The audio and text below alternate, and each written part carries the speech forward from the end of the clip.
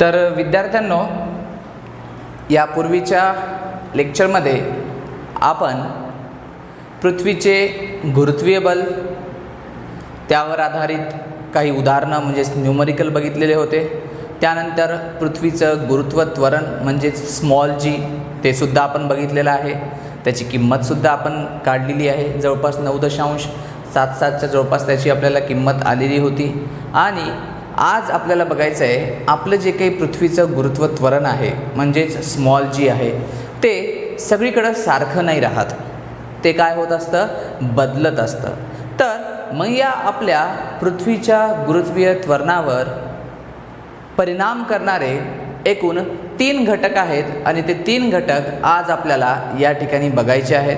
तर पहिला जो घटक आहे तो म्हणजे पृथ्वीच्या पृष्ठभागावरील बदलामुळे पृथ्वीच्या गुरुत्वीय त्वरणाची जी किंमत आहे ती किंमत बदलत असते. दुसरा आहे उंचीनुसार बदल आणि तिसरा आहे खोलीनुसार बदल. हे 3 महत्त्वाचे आपले असे मुद्दे आहेत ज्या मुद्द्यांचा पृथ्वीच्या गुरुत्वीय त्वरणावर काय होत असतो, फरक त्या ठिकाणी पडत असतो. तर सर्वप्रथम आपण बघूया पृथ्वीच्या पृष्ठभागावरील बदलांमुळे.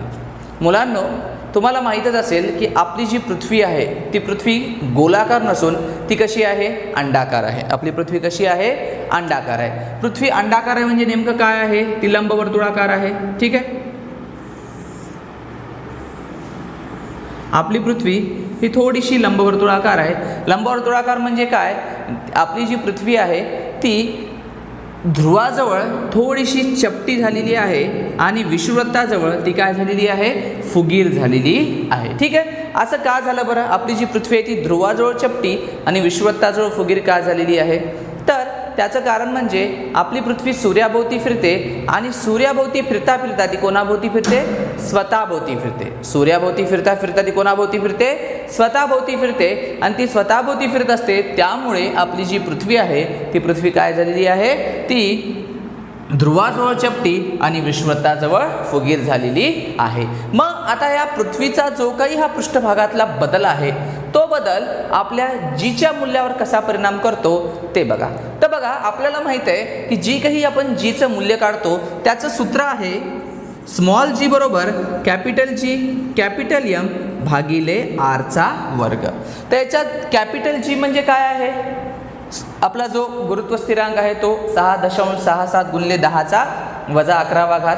कॅपिटल एम म्हणजे काय आहे, पृथ्वीचं वस्तुमान. ठीक आहे. आणि तेही बदलत नसतं. आणि आर म्हणजे पृथ्वीची त्रिज्या. बरोबर. आता बघा, हे पृथ्वीचं केंद्र आहे. आता या ठिकाणी जर बघितलं, या केंद्रापासून मी ध्रुवाजवळची त्रिज्या काढतो तर ही जी त्रिज्या आर आहे आणि विषुववृत्त, हा विषुववृत्त घेऊया आपण. विषुववृत्त हा तुमचा वरचा ध्रुव आहे. तर कोणती त्रिज्या जास्त येईल मुलांनो, ध्रुवापासली त्रिज्या जास्त येईल का विषुववृत्ताजवळची त्रिज्या जास्त येईल? ऑब्वियसली विषुववृत्ताजवळची त्रिज्या काय आहे, मोठी येते आणि ध्रुवाजवळची त्रिज्या काय येते, छोटी येते. ठीक आहे. बरोबर. आणि हे जे काही आपण जीची किंमत काढतोय या जीच्या किमतीमध्ये आर आणि जी हे दोघं एकमेकाला कसे आहेत, व्यस्त चलनात आहे. व्यस्त चलन म्हणजे आरची किंमत जर वाढली तर जीची किंमत कमी होणार आणि आरची किंमत जर कमी झाली तर जीची किंमत काय होणार, वाढणार. बरोबर. तर आता या ठिकाणी जर तुम्ही बघितलं तर पृथ्वीचं केंद्र आणि ध्रुव यांच्यातली जी त्रिज्या आहे ती ते पृथ्वीचं केंद्र आणि विषुववृत्त यातील त्रिज्येच्या मानाने ती कशी आहे, कमी आहे. त्यामुळे या ठिकाणी त्रिज्या कमी असल्यामुळं जीची जी किंमत आहे, जीची किंमत या ठिकाणी काय असणार, साहजिकच जीची किंमत त्या ठिकाणी जास्त असणार. आणि ध्रुवावर जी आपली जीची किंमत आहे ती 9.832 आहे. ठीक आहे. ध्रुवावर जीची किंमत किती आहे, 9.832. ही कशाची, आपल्या जीची किंमत कुठं आहे, ध्रुवावर आहे. आणि विषुववृत्तावर आपली त्रिज्या काय आहे, पृथ्वीची जास्त आहे.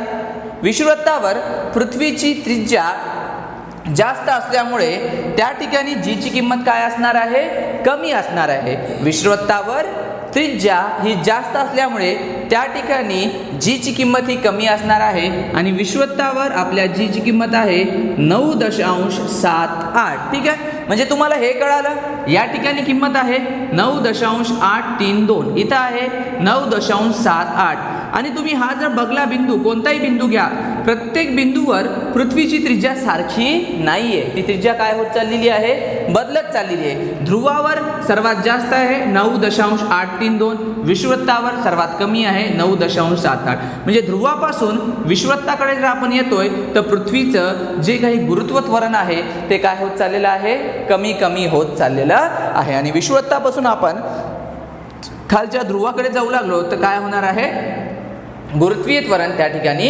वाढत जाणार आहे. तर हे पृथ्वीच्या पृष्ठभागातील बदलामुळे आपली जीची किंमत आहे ती काय होत चाललेली आहे, बदलत चाललेली आहे. तर हा झाला पहिला मुद्दा. कळाला पहिला मुद्दा या ठिकाणी. आता दुसरा मुद्दा तो म्हणजे उंचीनुसार बदल. दुसरा मुद्दा म्हणजे काय आहे, उंचीनुसार बदल. बघा आता ही आपली पृथ्वी आहे, ठीक आहे. आता एखादी वस्तू पृथ्वीपासून थोड्या या पृष्ठभागावर असेल तर ठीक आहे, या ठिकाणी आपण बघितलं पृष्ठभागानुसार बदल. पण आता वस्तू समजा उंचीवर आहे, एक वस्तू या ठिकाणी, एक वस्तू या ठिकाणी, एक वस्तू या ठिकाणी, प्रत्येकाची उंची कशी आहे, वेगवेगळी आहे. ही समजा पृथ्वी, ही जी ए नावाची वस्तू, ही बी नावाची, ही सी नावाची, बरोबर ना. तर ए नावाची वस्तू ती समजा 10 किलोमीटरवर आहे, बी नावाची वस्तू ही पृथ्वीपासून 20 किलोमीटरवर आहे, सी नावाची वस्तू ही पृथ्वीपासून 30 किलोमीटर आहे. म्हणजे या प्रत्येकाची उंची कशी आहे, वेगवेगळी आहे आणि या प्रत्येकाची उंची वेगवेगळी असल्यामुळे त्यांच्यावर प्रयुक्त होणारं पृथ्वीचं गुरुत्वीय बल सुद्धा काय असतं, वेगवेगळं असतं. तुम्ही म्हणसाल कसं काय, तर बघा आपलं जे गुरुत्वीय बलाचं सूत्र आहे ते पुन्हा एकदा स्मॉल जी बरोबर कॅपिटल जी कॅपिटल एम भागिले काय येतं, आरचा वर्ग. पण आता या ठिकाणी आर तर आहेच, हे आर म्हणजे पृथ्वीची त्रिज्या, पण आपल्याला या वस्तूवर प्रयुक्त होणारं गुरुत्व बल काढायचं असेल तर या ठिकाणी त्यांची उंची सुद्धा आपल्याला ऍड करावी लागेल. म्हणजेच या ठिकाणी हे जे काही एच आहे त्यांची उंची ती पण आपल्याला इथं ऍड करावी लागेल, म्हणजे त्याची आपल्याला इथं बेरीज करावी लागेल. म्हणजे या सूत्रामध्ये आर प्लस एच आणि त्याचा वर्ग घ्यावा लागेल. एच म्हणजे काय, पृथ्वीच्या पृष्ठभागापासून त्या वस्तूची उंची. समजा आता ही जी वस्तू आहे बी वाली वस्तू होती इथं, तर या प्रकारे मग हा आर पृथ्वीची त्रिज्या आणि एच म्हणजे त्याची वस्तूची उंची ही त्या ठिकाणी येत आहे. पृथ्वीपासून त्या वस्तूची उंची म्हणजे एच. म्हणजे आपलं सूत्र काय बदलायलंय, स्मॉल जी बरोबर कॅपिटल जी कॅपिटल एम भागिले काय येत आहे, आर प्लस एच याचा पूर्ण वर्ग. ठीक आहे. मग आता तुम्हाला या ठिकाणी कळालं असेल की जसजसं आपण वर चाललो तसतसं याची किंमत काय होणार आहे, वाढणारच आहे, बरोबर.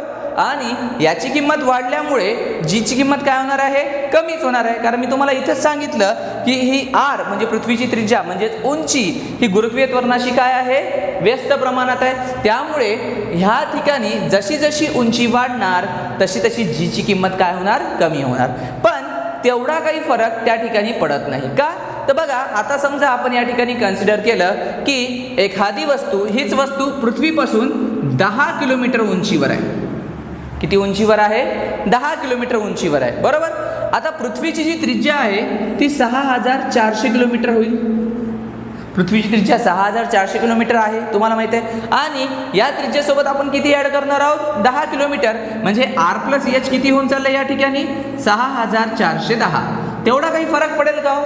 आपण इथं 6400 भागू लागलो तर इथं कितीनं भागायचं आहे, 6410च्या पूर्ण वर्गाने. म्हणजे तेवढा काही बदल 5, 10, 15, 20 किलोमीटरसाठी तेवढा काही बदल पडणार नाही. आणि जरी बदल झाला तर तो काय असेल, फार निग्लिजिबल असेल, म्हणजे फार कमी त्या ठिकाणी बदल येतो. कारण आणि जर वस्तू खूप उंच असेल, मग आता या ठिकाणी हे पृथ्वीची त्रिज्या 6400 आहे, त्यामुळे 10, 20, 30 किलोमीटरच्या बदलाला आपल्याला तेवढा काही परिणाम होणार नाही. पण जर उंची अत्यंत जास्त असेल तर मात्र त्या ठिकाणी पृथ्वीचं जे काही गुरुत्वीय बल आहे त्यावर इथं काय पडत असतो, परिणाम पडत असतो. ठीक आहे. तर बघा या ठिकाणी मी तक्ताच त्याचा तुम्हाला नोट डाऊन करून दिलेला आहे.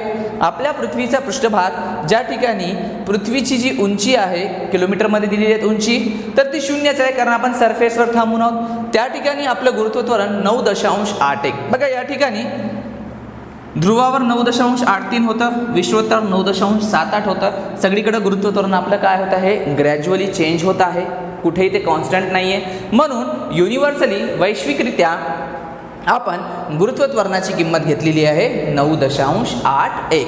7-8 पण नाही, 8-3 पण नाही, त्या दोघाच्या मधली काय घेतलेली आहे 9.81. ही आपण सगळीकडे जीची किंमत मांडतो. ठीक आहे. माउंट एव्हरेस्ट जे आपलं जगातलं आपण ज्याला उंच शिखर म्हणतो, तर ते जे आहे त्याची उंची 8.8 किलोमीटर. मी इथं 10 किलोमीटर घेतलं होतं एका वस्तूची, त्याच्यापेक्षाही कमी या ठिकाणी बघा 8.8 किलोमीटर आहे. आणि त्या ठिकाणी बघा जीची किंमत किती आहे 9.8. इथं 9.81 होती, इथं 9.80. म्हणजे तेवढा काही बदल त्या ठिकाणी पडलेला नाही. नेक्स्ट आपला मानवनिर्मित फुगा, त्यामध्ये आपण जर हवा भरली तर त्याला सोडल्यावर त्याने गाठलेली सगळ्यात जास्त उंची आजपर्यंतची जी आहे ती किती आहे 36.6 किलोमीटर. आणि त्या ठिकाणी किती आहे जीची किंमत 9.77, जी कुठं आहे आपल्या विश्वत्ताच्या जवळपास येते. ठीक आहे. म्हणजे तेवढा काही बदल नाही आहे. अंतराळ यानाची कक्षा, आपण जे काही अंतराळयान सोडतोवर तर किंवा आपले अंतराळयान जे जातात तर त्यांचं पृथ्वीपासूनचं अंतर असतं 400 किलोमीटर. आणि त्या ठिकाणी जीची किंमत किती येते आपली 8.7. म्हणजे बघा ना, 0 पासून 400 किलोमीटरपर्यंत आपण चाललो, पण किंमतमध्ये तेवढा जास्त काही फरक पडत दिसत नाही आपल्याला. जरी फरक झाला तरी तो ग्रॅज्युअली आहे. 36 किलोमीटर तर 9.77च होतं आणि 400ला 8.7, म्हणजे इथं थोडासा बदल झालेला आहे.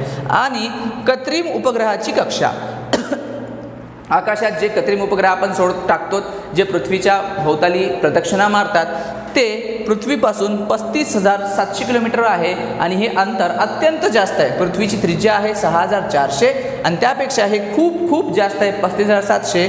आणि त्या ठिकाणी मात्र आपल्या पृथ्वीची जी काही गुरुत्वीय त्वरणाची किंमत आहे ती आहे 0.225, म्हणजे अत्यंत कमी. ठीक आहे. म्हणजे हे लक्षात घ्या की आपण जसं जसं वर चाललो तसतसं जीची किंमत काय होत चाललेली आहे, कमी कमी होत चाललेली. का? कारण वर चाललो म्हणजे पृथ्वीपासूनचं त्या वस्तूचं अंतर वाढायला आहे.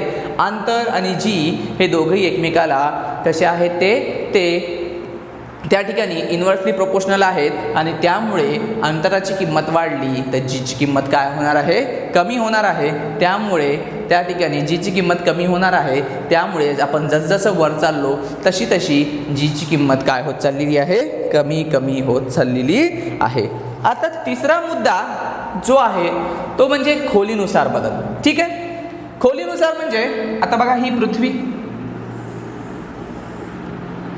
आपण पृथ्वीच्या कुठे चाललेलो आहोत, आत चाललेलो आहोत. तर तुम्ही म्हणसाल आता की सर आपण वर चाललो तर अंतर काय होऊ लागलं, वाढू लागलं, म्हणून जीची किंमत काय होऊ लागली, कमी होऊ लागली. मग आता आपण या ठिकाणी आत चाललो तर अंतर काय व्हायलंय, कमी व्हायलंय. आणि त्या मानाने जीची किंमत काय व्हायला पाहिजे, वाढायला पाहिजे, असा तुम्ही अनुमान या ठिकाणी काढसाल. पण तो अनुमान पूर्णपणे चुकीचा आहे. का? तर बघा या ठिकाणी आपण जसं जसं कुठं चाललो, पृथ्वीच्या केंद्राकडे चाललो. तुम्ही फक्त एकच मुद्दा लक्षात घेतलाय, तो म्हणजे उंचीचा तुमच्या डोक्यात आला. पण जीची जी आपण किंमत काढतोय ती फक्त उंचीवर आधारित नाहीये.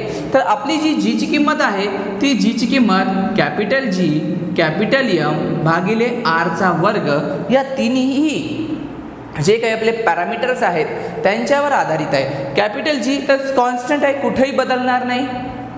कॅपिटल एम म्हणजे पृथ्वीचं वस्तुमान. आता तुम्ही खाली चाललात तर पृथ्वीच्या वस्तुमानामध्ये साहजिकच त्या ठिकाणी काय होणार आहे, बदल होणार आहे. बघा आता वस्तू तुमची या ठिकाणी आहे, ओके. तर पृथ्वीचं वस्तुमान पूर्ण पृथ्वीचं आपल्याला घ्यावं लागेल जे असेल ते. मग जर एखादी वस्तू या ठिकाणी आली तर त्या ठिकाणचं जे काही वस्तुमान आहे ते पृथ्वीचं एवढंच वस्तुमान होईल, बरोबर. वरचा काही परिणाम त्याच्यावर होणार आहे का, नाही होणार आहे. एखादी वस्तू या ठिकाणी आली तर पृथ्वीचं वस्तुमान एवढंच राहील, बरोबर. वरच्याचा काही परिणाम होणार का, नाही.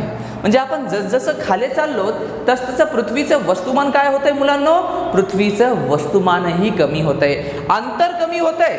मान्य आहे मला, अंतर कमी झालं तर जीची किंमत वाढणार, तुम्ही म्हणताय ते बरोबर आहे. पण त्याचबरोबर या ठिकाणी जसं जसं आपण खाली येतोय त्याचबरोबर पृथ्वीचं वस्तुमान काय होत चाललेलं आहे, कमी होत चाललेलं आहे. एखादी वस्तू इथं आहे तर त्याच्या खाली एवढं पृथ्वीचं वस्तुमान आहे, बरोबर. आणि तेवढ्या वस्तुमानामुळे तेवढं गुरुत्वाकर्षण त्वरण त्याच्यावर प्रयुक्त होईल. वस्तू जर बी पॉइंटवर आली तर मात्र त्या वस्तूच्या खालचं एवढ्याच प्रकारचं काय होईल, पृथ्वीचं वस्तुमान त्यावर प्रयुक्त होईल. त्यामुळे पहिलेपेक्षा त्याच्या ठिकाणी असलेलं गुरुत्वत्वरण कमीच राहणार आहे. सीचंही तसंच आहे, जसजसं आपण खाली चाललो तसतसं पृथ्वीचं जे वस्तुमान आहे ते काय होत चाललेलं आहे, कमी होत चाललेलं आहे. म्हणून एकंदरीत जर आपण बघितलं तर खाली चाललो उंची कमी होते आणि खाली चाललो वस्तुमानही कमी होत आहे. आणि यांचा एकंदरीत परिणाम हा येतो की आपण जसं जसं खोलीनुसार आत चाललो, जसजसं पृथ्वीच्या आत चाललो तसं तसं जीची किंमत कमी होते. काय होते, जीची किंमत कमी होते. आणि एक मजेदार गोष्ट म्हणजे पृथ्वीच्या केंद्रामध्ये तर जीची किंमत शून्यच होते, कारण त्या ठिकाणी पृथ्वीचं वस्तुमान काय आहे, शून्य आहे. आपली जी काही पृथ्वी आहे त्याच्या केंद्रामध्ये म्हणजे या ठिकाणी पृथ्वीचं वस्तुमान काय होणार, शून्य होणार. त्यामुळे तिथे जीची किंमत सुद्धा काय होणार आहे, शून्य होणार आहे. म्हणजे एक गोष्ट लक्षात घ्या, आपण जसजसं पृथ्वीच्या आत चाललो तसं तसं जीची किंमत काय होणार आहे, कमी होणार आहे. म्हणजे तुम्हाला हे कळालं, पृथ्वीच्या पृष्ठभागापासून आपण वर चाललो तरी जीची किंमत कमी व्हायली, पृथ्वीच्या पृष्ठभागापासून आपण आत चाललो तरी सुद्धा जीची किंमत काय होत आहे, आपली कमी होत आहे. तर हे 3 पॅरामीटर्स होते, हे 3 घटक होते जे आपल्या जीच्या मूल्यावर फरक पाडत होते.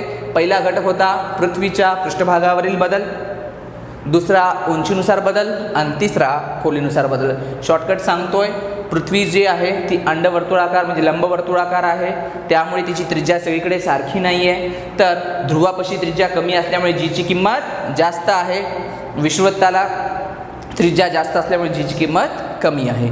उंचीनुसार जसजसं वर चाललो अंतर वाढतंय, जीची किंमत कमी होते. खोलीनुसार जसजसं आत चाललोय त्रिज्या तर कमी होतेच, पण त्रिज्येसोबत त्या ठिकाणी काय होत आहे, पृथ्वीचं वस्तुमानही कमी होतंय. आणि या 2 गोष्टींना आपण जर लक्षात घेतलं आणि एकंदरीत बघितलं तर त्या ठिकाणी जीची किंमत कमी होते. म्हणजे पृथ्वीपासून वर जा किंवा खाली या, त्या ठिकाणी जीच्या किंमतीत काय होणार आहे, फरक पडणार आहे. तो म्हणजे कसा, जीची किंमत ही कमीच होणार आहे. जीची किंमत त्या ठिकाणी काय होणार आहे, कमी होणार आहे. ठीक आहे मुलांनो, इथपर्यंत कळाले तुम्हाला.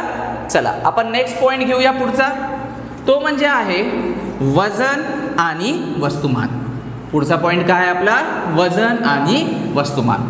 आपण एवढे मोठे झालोत पण अजूनही खूप जणांना वजन आणि वस्तुमान या दोन्ही गोष्टीमध्ये त्या ठिकाणी काय आढळतो, त्यांना म्हणजे थोडासा गोंधळपणा असतो की वजन म्हणजे काय, वस्तुमान म्हणजे काय. तर बघा, आपण किराणा दुकानात जातो, किराणा दुकानात जाऊन आपण म्हणतो की बाबा 2 किलो शेंगदाणे द्या. तर आपण 2 किलो शेंगदाणे आणले तर किलो हा शब्द आपण त्या ठिकाणी वापरला तर ते किलो हे त्याचं वजन नसून ते आहे त्याचं वस्तुमान. तर या ठिकाणी वजन आणि वस्तुमान हा जो तुमचा मुद्दा आहे तो आपण बघूया आणि याच्यातून तुमच्या या दोन्ही संकल्पना ज्या आहेत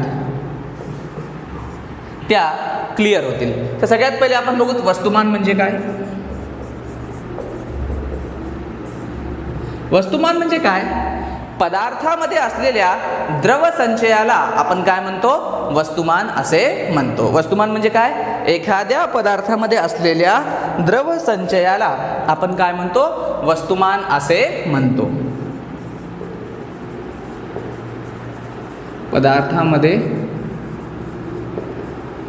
असलेल्या द्रव संचयास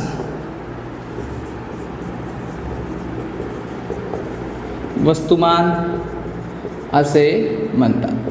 तुमचा कोणताही पदार्थ असू द्या, त्यामध्ये जो द्रवसंचय आहे त्या द्रवसंचयास काय म्हणल्या जाते, वस्तुमान असे म्हणल्या जाते. ही झाली व्याख्या, बरोबर. आता पुढचा मुद्दा हा की जे काही आपलं वस्तुमान आहे त्याचं SI एकक आहे kg म्हणजेच किलोग्रॅम. जे वस्तुमान आहे त्याचं SI एकक काय आहे? किलोग्रॅम आहे. तिसरा मुद्दा हा, वस्तुमान जी आहे ती तुमची आदिश राशी आहे. आदिश म्हणजे या राशीला फक्त आणि फक्त मॅग्निट्यूड आहे, त्याला डायरेक्शन म्हणजे दिशेची आवश्यकता नाहीये. आणि चौथा महत्त्वाचा मुद्दा, वस्तुमान सर्वत्र समान असते. तुम्ही कुठेही जा, पृथ्वीवर जा, चंद्रावर जा, कुठेही जा, सगळीकडे वस्तुमान काय असतं? सारखं असतं. वस्तुमान कुठेही बदलत नाही. हा सगळ्यात महत्त्वाचा कशातला आहे? आपला वस्तुमान. वस्तुमान म्हणजे काय? एखाद्या पदार्थामध्ये असलेल्या द्रवसंचयास काय म्हणतात? वस्तुमान असे म्हणतात. समजा एखादा आपला बॉक्स आहे, तो बॉक्स पूर्ण लहान लहान लहान अशा अणूंनी बनलेला आहे आणि त्या अणूच्या संचयाला काय म्हणल्या जाते? वस्तुमान असं म्हणल्या जाते. वस्तुमान जे आहे त्याचं SI एकक आहे किलोग्रॅम आणि त्याचं CGS युनिट ग्रॅम आहे. ते तुम्हाला माहीत आहे, इथे लिहिलं नाही मी. आणि ही आदिश राशी आहे. बघा, दोन प्रकारच्या राशी असतात, सदिश आणि आदिश. सदिश म्हणजे काय? ज्याला दिशा आणि मॅग्निट्यूड म्हणजे मॅग्निट्यूड आणि डायरेक्शन दोन्हीची आवश्यकता आहे. सदिश नावात आहे, अदिश आणि सदिश. सदिश म्हणजे दिशेसहित, अदिश म्हणजे दिशा नसलेले. तर वस्तुमान जी आहे ती अदिश आहे, कारण तिला दिशेची काय नाहीये? आवश्यकता नाहीये. त्यामुळे वस्तुमान ही आपली काय आहे? आदिश राशी आहे. आणि वस्तुमान हे सगळीकडे समान असतं. तुम्ही कुठेही जा, आता आपण पृथ्वीवर आहोत, चंद्रावर गेलात तरी वस्तुमान सारखंच राहणार आहे, मंगळावर गेलात तरी वस्तुमान काय आहे? सारखंच राहणार आहे. जी ही गोष्ट तुम्ही KG मध्ये घेता ती वस्तुमान आहे, ती वजन नाही. ठीक आहे. आता दुसरा मुद्दा तो म्हणजे आहे वजन. तर बघा, वजन म्हणजे काय? आपली जी पृथ्वी आहे ती पृथ्वी काय करते? वस्तूवर गुरुत्वीय बल लावते आणि त्या गुरुत्वीय बलाने ती एखाद्या वस्तूला आपल्याकडे आकर्षित करते. तर एखाद्या वस्तूला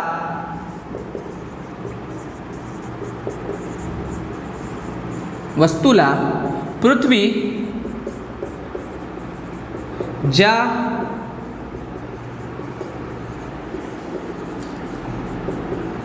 गुरुत्वीय बलाने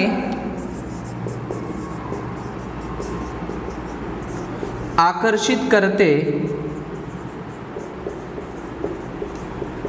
त्या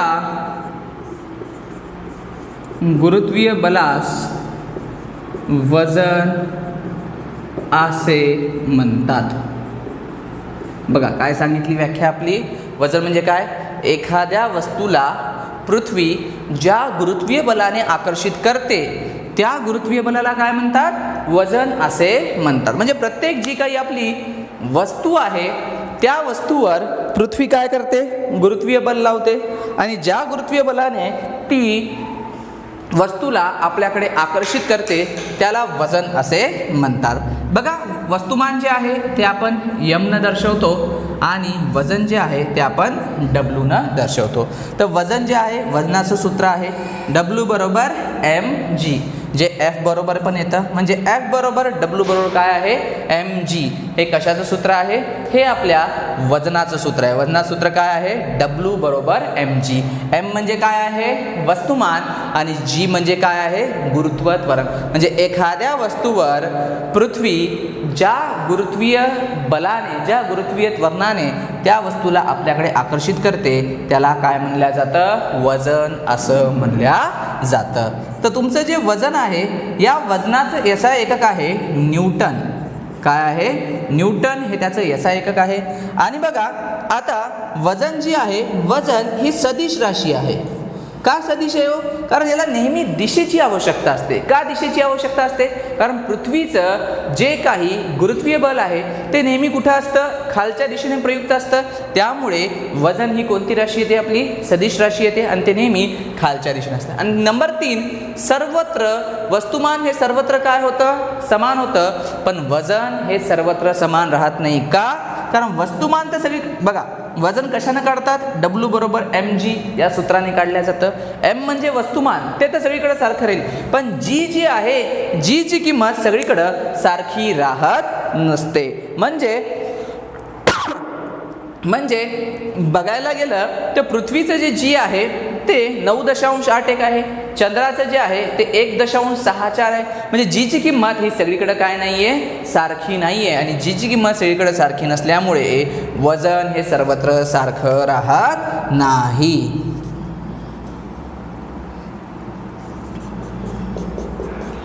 हे जागोजागी काय होतं, बदलतं. ठीक आहे, तुमचं जे काही वजन आहे ते जागोजागी बदलते.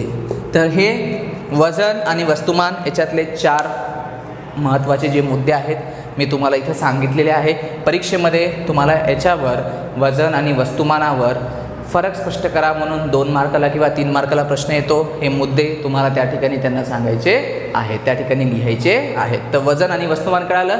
वस्तुमान म्हणजे पदार्थामध्ये असलेला द्रवसंचय, ज्याला kg मध्ये किलोमध्ये मोजतात. आणि वजन म्हणजे काय आहे, वजन म्हणजे आपलं एखाद्या वस्तूवर पृथ्वी ज्या गुरुत्वीय बलाने आकर्षित करते त्याला आपण वजन असे म्हणतो. आणि जे काही आपलं वजन आहे त्याला आपण न्यूटनमध्ये मोजतो. वस्तुमान kg मध्ये आणि वजन न्यूटनमध्ये. कळालं इथपर्यंत मुलांनो तुम्हाला? ठीक आहे. तर लगेच आपण याच्या पुढचा जो मुद्दा आहे तो देखील या ठिकाणी आपण घेणार आहोत. तर याच्या पुढचं आता एक या ठिकाणी आपल्याला गणित दिलेलं आहे जे गुरुत्वीय त्वरणावर आधारित आहे. कशावर आधारित आहे? गुरुत्वीय त्वरणावर. गुरुत्वीय त्वरणावर आधारित गणित आपल्याला या ठिकाणी घ्यायचं आहे. तर बघा त्यांनी काय सांगितलंय, एक व्यक्ती आहे ज्याचं वजन पृथ्वीवर 750 न्यूटन आहे. जर एका व्यक्तीचे वजन पृथ्वीवर 750 न्यूटन असेल तर त्याचे वजन चंद्रावर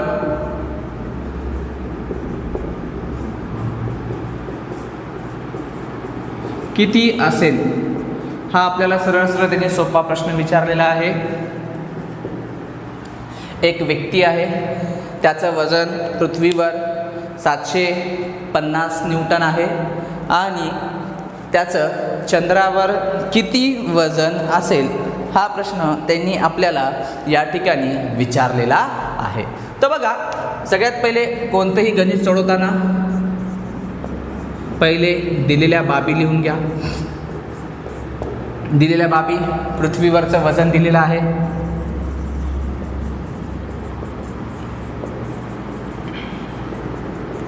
$750 न्यूटन. ठीक आहे, बाकी काही दिलंय? काहीच नाही दिलंय. तर बघा, आपल्याला माहित आहे की आता त्या व्यक्तीचं जर आपल्याला चंद्रावरचं वजन काढायचंय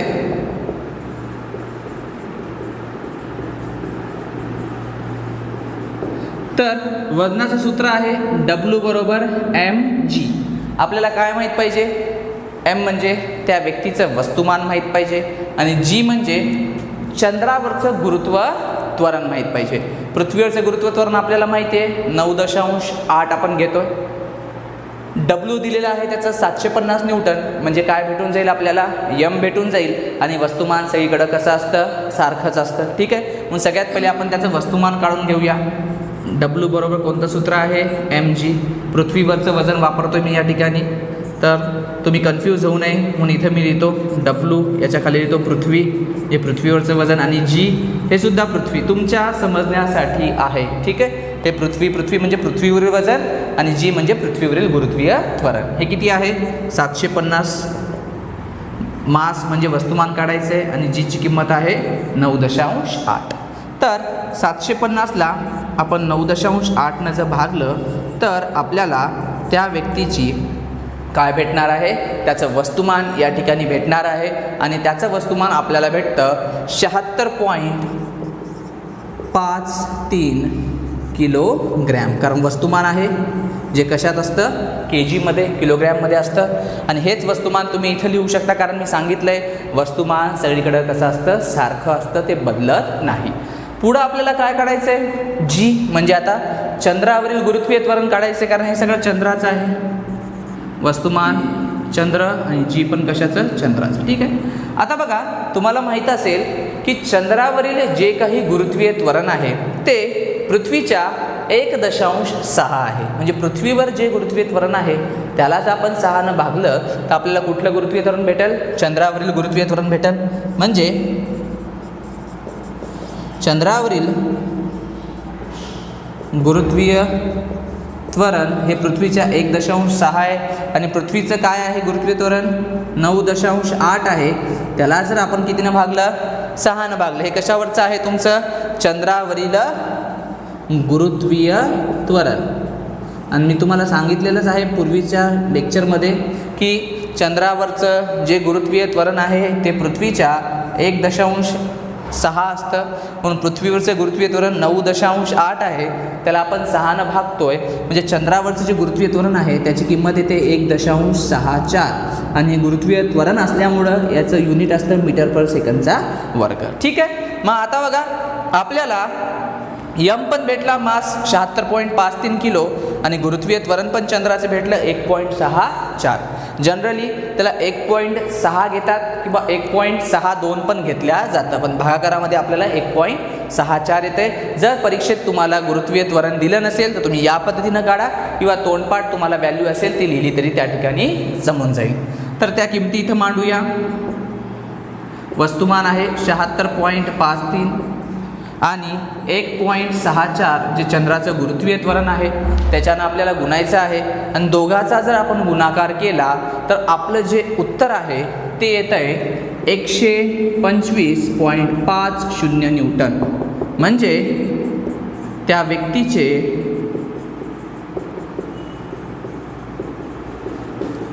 चंद्रावरील वजन